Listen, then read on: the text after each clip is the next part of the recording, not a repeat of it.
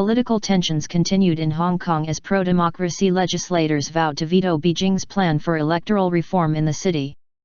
Democracy activists said they will canvass Hong Kong over the next several weeks, to educate the population and build support for direct elections of the city's leader. Emily Lau, head of Hong Kong's Democracy Party, said she and other pro-democratic lawmakers will not allow the electoral reform plan to pass. The proposal by the Hong Kong government is not good enough, she said. It doesn't meet even basic demands of a genuine democratic election. So we are going to vote against it. I think many of the pro-democracy legislators in the Legislative Council are going to vote against it. Last year, pro-democracy activists shut down parts of the city for months in what became known as the Umbrella Revolution. Protesters opposed a plan set forth by Beijing that fell short of their desires for a direct election of the city's leader. Earlier this year, Hong Kong's government revealed a plan for electoral reform which is almost identical to Beijing's proposed reforms. The plan allows for voting for the city's leader, but from a pool of candidates chosen by a committee backed by loyalists to the Chinese central government. After the reform plan was revealed, pro-democracy legislators walked out of the city's parliament building, most wearing black t-shirts with yellow crosses in protest of the government proposal.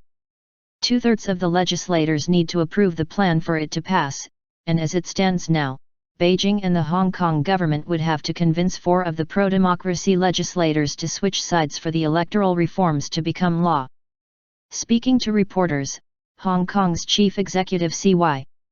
Leung issued a warning to the city's citizens. To initiate any political reform process is not easy, he said. If this proposal is vetoed, it might be several years before the next opportunity. But many Hong Kong citizens, especially the city's youth, say if the reform plan were to pass the legislature, it would be step back for the pro-democracy movement. I think the best scenario is that it will be vetoed, to show that the people of Hong Kong will not be cheated by this fake proposal, fake reform, said Pa Shat, a protester.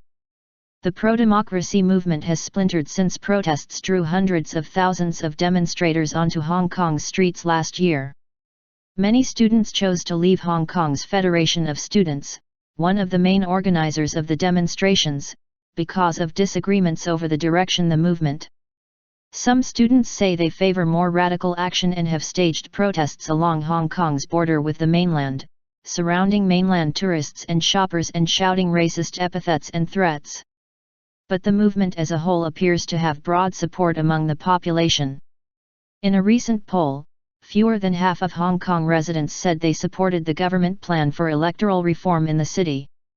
The proposal was least popular among Hong Kong's well-educated youth. 55% of those surveyed with a college education or above were against the proposal, while 63% of those between the ages of 18 to 29 were against it.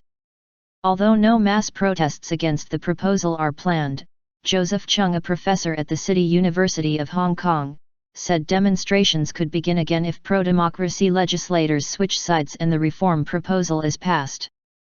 If some pro-democracy legislators have been pressured to change their position and endorse the political reform bill, it is expected that there will be pretty large-scale protests initiated by the student groups in general, he said. Last weekend, a small pro-democracy protest in the Hong Kong neighborhood of Mong Kok resulted in the arrests of 8 demonstrators. Television footage showed police using pepper spray and batons to disperse dozens of protesters who were attempting to block traffic.